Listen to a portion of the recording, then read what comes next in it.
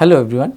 In last lecture I was discussing about stress life approach, strain life approach and linear elastic fracture mechanics approach. There I have already covered the stress life approach and where I have discussed about Baskin law, and for strain life approach I have already discussed about what it is called Coffin law of fatigue. Today I will discuss about linear elastic fracture mechanics approach, and side by side I will show some example of Baskin's law of fatigue. So, first of all I will show you the content of today's lecture. First of all I will discuss about some problems or example of Baskin's law of fatigue. Then I will discuss about linear elastic fracture mechanic approach.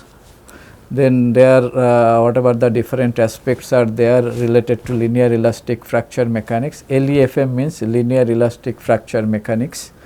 So, in this linear elastic fracture mechanics I will cover the following different topics.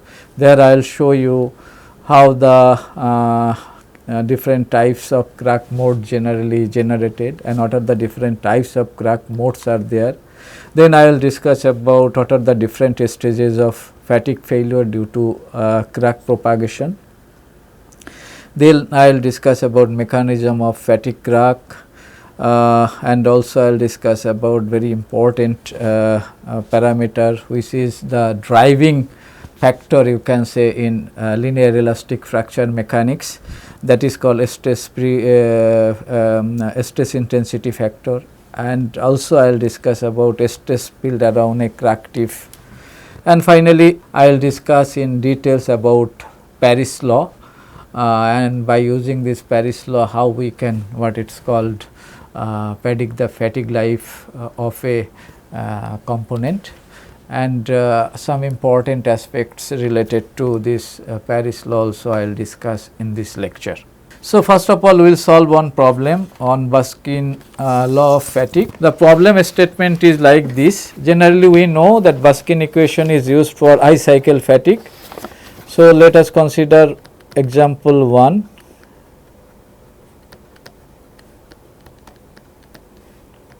Just showing actually what are the different types of steps generally we used to follow for Baskin equation, that related things we will discuss. Let us consider the high cycle fatigue loading data which are given. So, here high cycle I am writing high cycle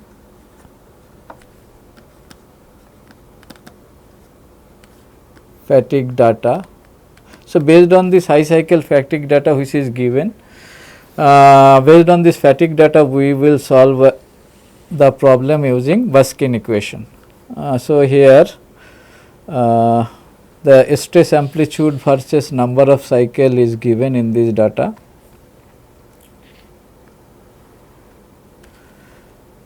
So, let us consider this is stress amplitude,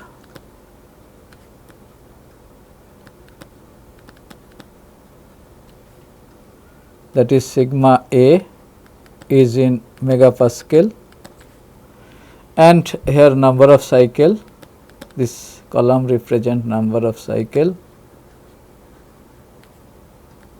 you can say n. So, here the stress amplitude for first case it is 192 megapascal and corresponding number of cycle is 10 to the power 6, and another case 2, let us consider the amplitude of the stress is 167, that is 167, and here the number of cycle is 6 into 10 to the power 6. So, this data is given. So, based on this data we want to find out the coefficient of this Baskin equation. After that actually what we have to find out, using this above data we need to estimate. So, here we need to estimate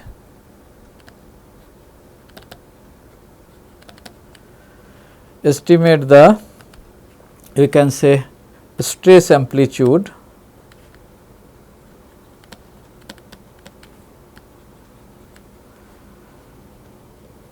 for a fatigue cycle of 10 to the power 8. That means, for a number of fatigue cycle of 10 to the power 8, we need to find out what is the amplitude of the stress sigma A. This we need to find out using this following data. So, how to solve this problem? Already we solved these types of problem using SN curves. There I have already shown you how to draw a SN curve. From this SN curve, if number of cycle is given, then how to find out what it is called fatigue stress amplitude, that I have already shown. So, using Buskin equation also generally used for high cycle fatigue, there also I will show you using this Buskin equation how we can find out the stress amplitude, or if the stress amplitude was given, then what should be its number of cycle. That related things actually how to solve, that I am going to show. So, here I am going to solve this problem using Buskin equation. So, we know this Buskin equation is generally we can say stress amplitude equal to sigma f into stress reversal to the power you can say c. This equation already is very well known to us. I have already discussed about these things. So, this is called Buskin equation. This is generally in strain form. It is valid for generally what it is called elastic region, that I have already discussed. That is why what happened, this equation is derived based on what it is called Hooke's law, that you can say. That means, this strain sigma A by E is equal to sigma f divided by E into number of reversal to the power c. Here n is called number of cycle, stress cycle you can say, and where 2n is called stress reversal. You always keep it in mind, stress reversal means half cycle, that you know. So, how to solve this problem? So, here what we observe, that here generally two unknowns are there, one is called sigma f, another one is c, correct. Sigma f is called generally, I have already told you, fracture stress, and you can say fracture stress amplitude, and sigma is the stress amplitude. So, here in this Buskin equation two unknowns are there, sigma f and c. So, two data is given in this table 1, let this is our table 1. So, two data is given.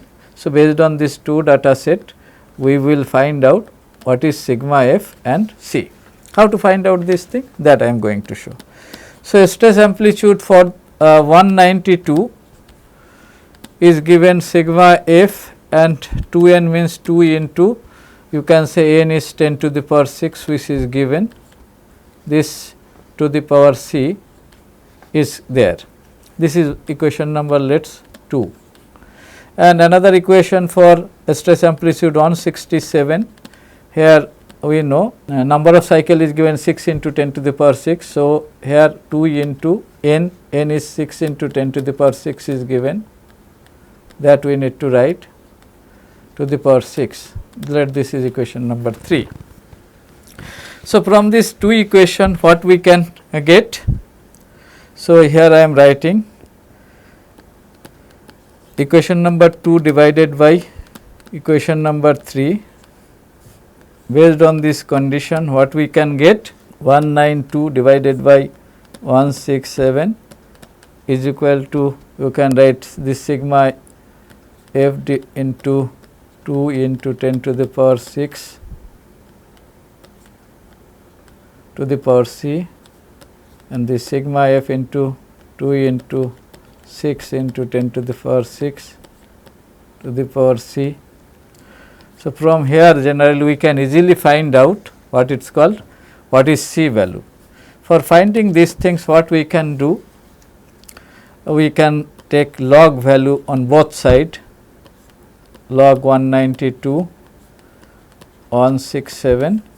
So, if I will take log value on both side, then we can get c into log you can write as 1 divided by 6, because this 2 cancel out, 10 to the power 6, 10 to the power 6 cancel out. So, we can get like this.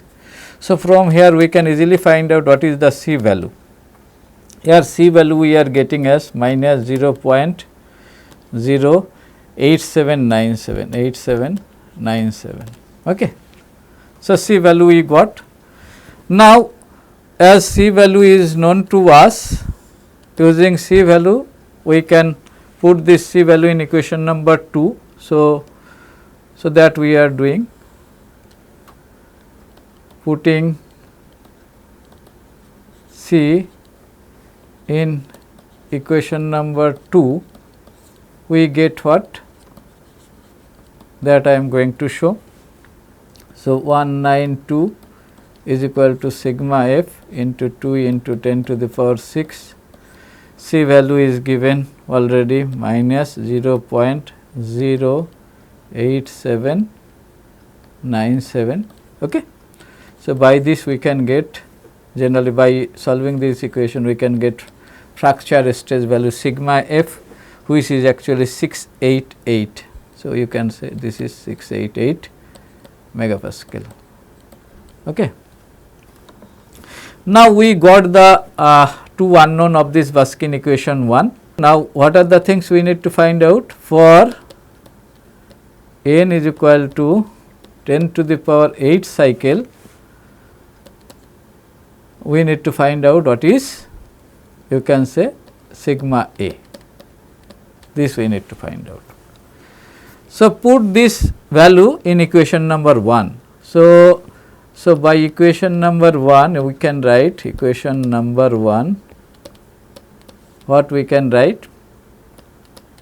Already we got this sigma f and C value, this is sigma f and this is C value, this we put in equation number 1.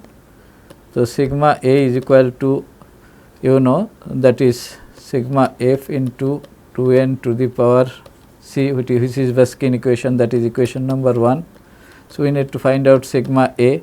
Sigma f is given as 688, you can see, and 2 into n is given as 10 to the power 8, and C we have already calculated, that is equal to minus 0.08797, that we can see.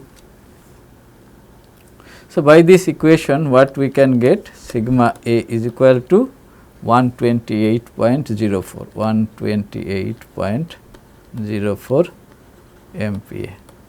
So, by this generally we can, by this equation we can easily find out what is the stress amplitude if number of cycle is given. So, this is generally using Buskin law of fatigue, how to find out the stress amplitude or number of cycle, that different step generally I am showing.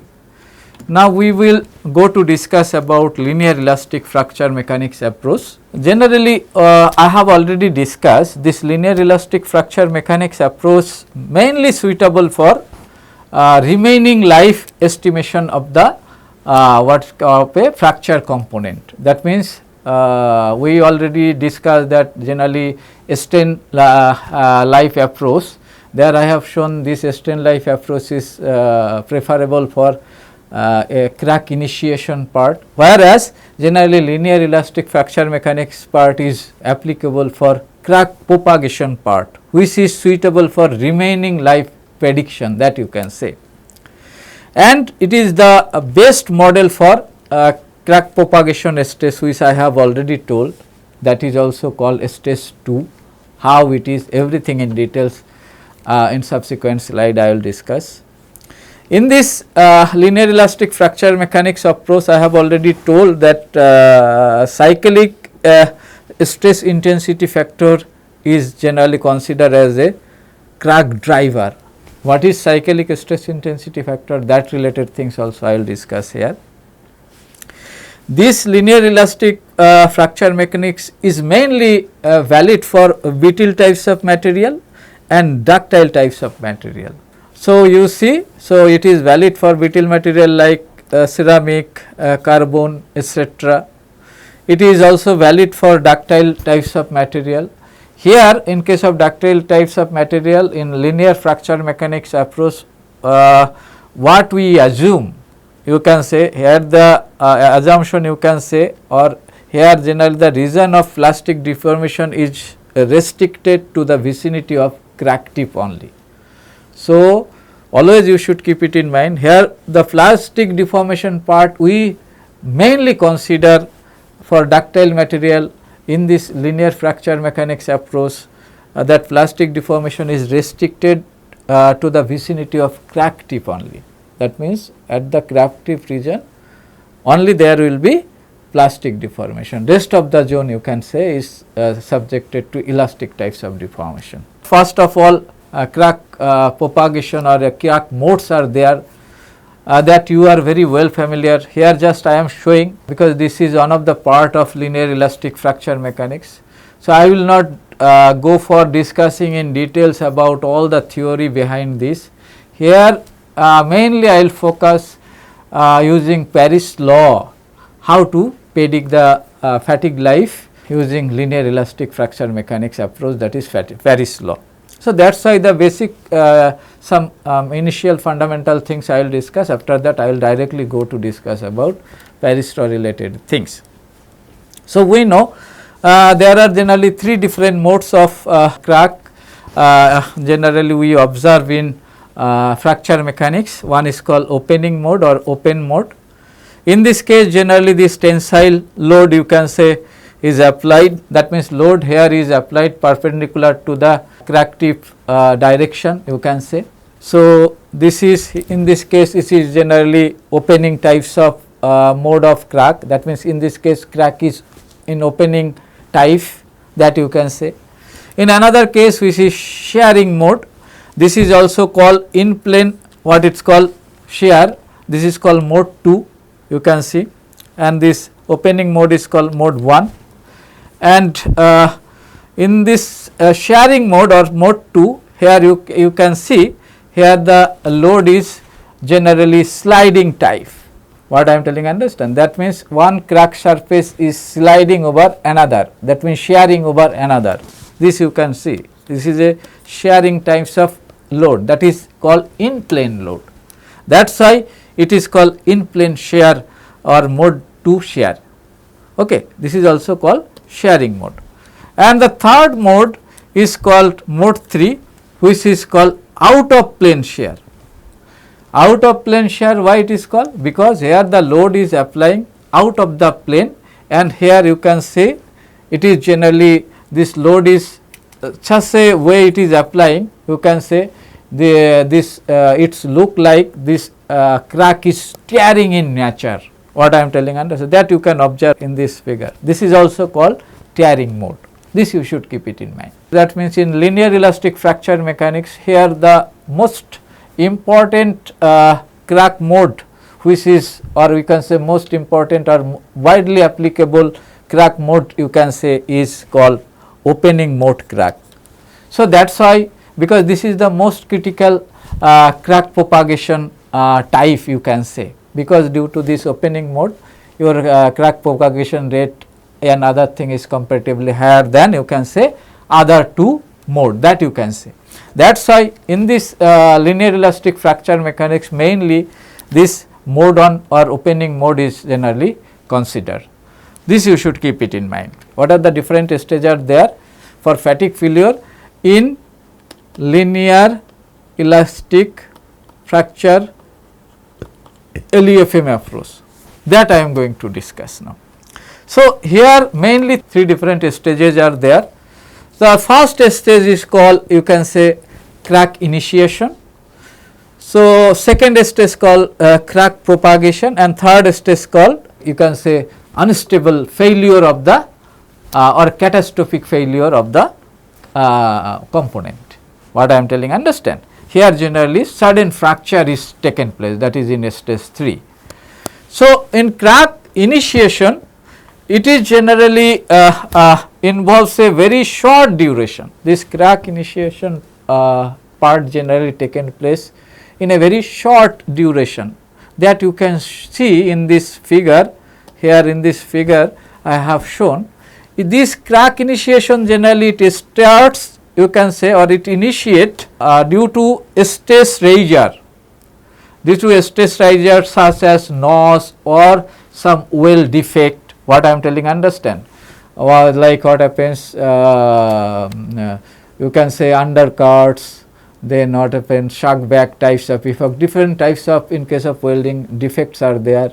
So, from there generally this crack initiate, that you can say.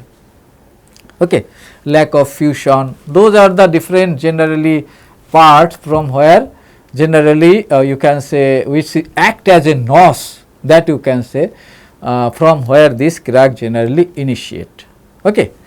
This is a very important, you can say, part for ductile material due to local yielding. This you should keep it in mind, because in case of ductile material there is occurs some local yielding, that you can say, I have already told you in previous slide itself. Generally for ductile material at the crack tip region there is occur, you can say, plastic deformation. So, that is why it is this crack initiation part is important for ductile material due to this local yielding. This you should keep it in mind. So, once this crack initiate, you see, then in second stage generally the crack start propagating. What I am telling, understand. So, this crack propagation stage involves the most of the life of the part, this you can say, because crack generally propagate at a very slow rate, that you can say. What is the range of this? Like what happens, this rate of this crack propagation can be very small, it is varying, like can be 10 to the power minus 8 to 10 to the power minus 4 inch per cycle. That means per cycle of loading, generally it can have a length of crack increment, you can say, is 10 to the power minus 8 inch. What I am telling, and it is very slow rate in crack propagation stage. Generally this crack start propagating. So, always you should keep it in mind, generally if there is tensile stress, or you can say in opening mode, there generally you can say crack will you can say propagate, and in case of compressive stress which generally close the crack. So, tensile state it open the crack which generally support the crack propagation, where if the load is, you can say, compressive in nature, which generally close that crack. This you should keep it in mind. So, you can say compressive stress act as a crack resistor, that you can say. And stage 3, all this crack propagate and it reach a what is called critical length of that crack length, then what happens? This crack become unstable. What I am telling, understand, and it's propagate very rapidly, and finally catastrophic failure is taken place. This stage is generally, this stage 3 is instantaneous, it suddenly occur. What I am telling, understand, this you should keep it in mind. So, you see this how the crack stage are there in diagram, here I am showing. So, it start from a stress riser like NOSes. After that generally it is gradually propagating, and what are the different mark you observe in crack surface, it is called generally Bismarck. This you should keep it in mind. And after that generally at the third stage, so this Bismarck which is generally crack propagation stage, you can say, and finally once it's go what it's called third stage 3, where generally it's this crack become unstable and it reach a critical crack length, and where instantaneously it's fail. So, this is called fracture, this stage you can see. So, here I have shown, so you can say in this figure also you can see. So, this is generally called crack initiation. So, this second stage, here I am this crack initiation. So, this second stage this is called slow crack propagation you can say. So, this is crack propagation. Okay. These are all called Bismarck, and this is called failure or sudden failure you can say, fracture. So, these are the marks which I have shown, these are all different marks. So, crack initiation generally you can consider as a stage 1, this is a stage 2, what I am telling others, and this is a stage 3. This way you can represent. Now, what are the mechanism for this what is called crack initiation and crack propagation are there, that also we need to know. So, that things here I have discussed. So, mechanism of fracture mechanics fatigue cracks, okay, that I am going to discuss now. So, here I have discussed about formation mechanism of fatigue cracks and what are the different factors which are generally influencing the metal fatigue, that related things here we discuss. Here one things you should keep it in mind, the fatigue crack formation process in metal usually divided into 3 stages. Already I have discussed in previous slide. What are those 3 stages? One is called crack initiation, another one is crack propagation, and finally called failure. These 3 stages are there. Always you should keep it in mind, in crack propagation, which can be divided into further you can say 2 categories. The first category generally is called micro crack propagation, another one is called macro crack propagation. So, in table here I have shown. So, first of all you can see there is a crack initiation. So, at first stage generally you can say there is a slow rate of crack propagation is there. So, there generally this micro crack propagation is taken place. Okay. This is called this is one of the stage you can say of crack propagation. So, after that generally there occur a steady state and linear types of crack propagation, that is called stage 2. In this stage 2 generally you can say it is also called macro crack propagation stage. And finally, generally fracture is taken place, that is failure of the component is taken place. So, this is the table which I have shown how the different stages are look like. So, this generally micro crack propagation and macro crack propagation generally summarized in this figure you can see. So, here also in right side I have shown on figure. So, here initiation, crack initiation, then this is called Bismarck, or this is also have a name, that is called you can say fatigue fringe. This you should keep it in mind, which generally in this stage generally crack is propagating, what I am telling understand, and finally catastrophic failure, fracture is taken place. Okay. So, first I will discuss about crack initiation mechanism, then I will discuss about micro crack propagation, then macro crack propagation, and finally destruction mechanism. So, crack initiation generally which are generated I have already told you due to the you can say alternating stresses.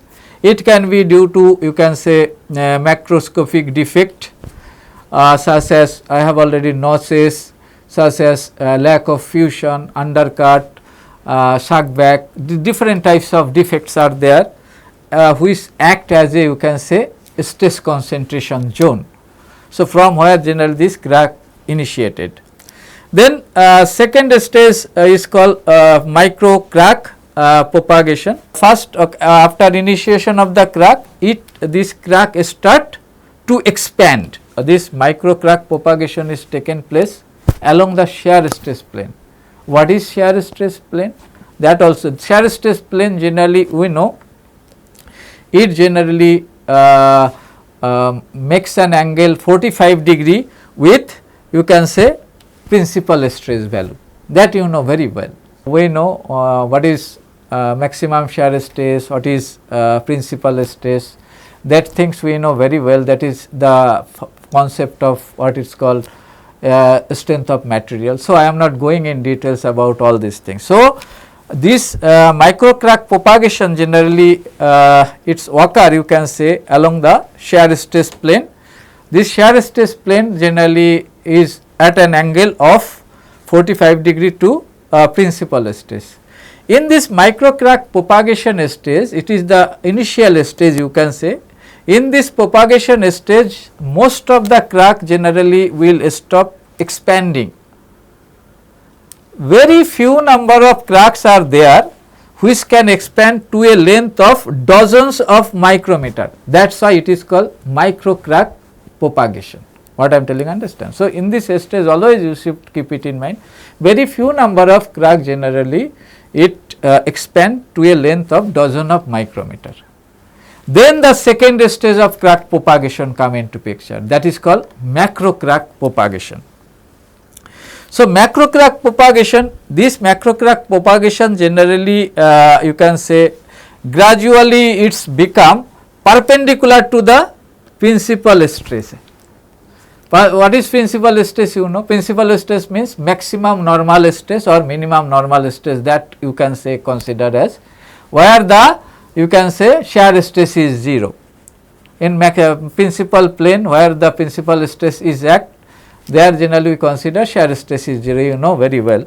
So, like Mohr circle related things you know very well, that is the concept of strength of material. So, I am not going in details about all those things, because if I will go in details of all those things, then what happens, it will take lot of times. That is why we will just tell where it happened, how it happened. So, this macro crack generally, so first micro crack which is acting along the shear plane, this shear plane generally makes an angle 45 degree with principal stress plane, with principal stress. But in this macro crack propagation which is generally propagate generally gradually, which become this propagation is generally become perpendicular to the principal stress axis. This you should keep it in mind. And micro crack features, namely fatigue fringe, will appear on fatigue crack surface. So, here in this case this Bismarck or you can say just fatigue fringe generally appear on the fracture surface. This microscopic generally and macroscopic crack propagation are also called phase 1 and phase 2 crack propagation. Generally microscopic crack propagation is taken place where the crack propagation rate is very slow. This you should keep it in mind. Okay. Very slow rate generally this micro crack propagation is taken place. Okay. Whereas macro crack generally propagation is comparatively higher than this macro crack propagation. This you should keep it in mind. Okay. How it is, everything in details I will discuss. Okay. So, this micro crack propagation stage generally is phase 1. What is phase 1? That I will discuss. And what is phase 2? That also I will discuss by drawing what is called rate of crack length versus you can say stress intensity factor range. There I will discuss in details about phase 1 and phase 2 crack propagation in details. And finally, when the crack expand to a critical size, there generally final destruction is taken place, and in this case generally the component can no longer bear its required load and finally instantaneous failure and final failure is taken place at this stage. So, these are the you can say mechanism of fatigue cracks. So, what are the things we observe? First of all, fatigue crack initiate from a what is called notches or stress concentration region due to alternating types of loading, and this crack generally propagate in two stages. One is called microscopic crack propagation, that is you can say is considered as stage 1 or phase 1, and second one is called macroscopic crack propagation, that is called stage 2. When this stage 2 where macroscopic crack propagation is taken place, there generally this you can say Paris law is mainly valid. What I am telling, understand that also. And finally, catastrophic failure is taken place, where at the end generally this crack length become critical and fracture is taken place suddenly. So, these are the mechanism of fatigue cracks.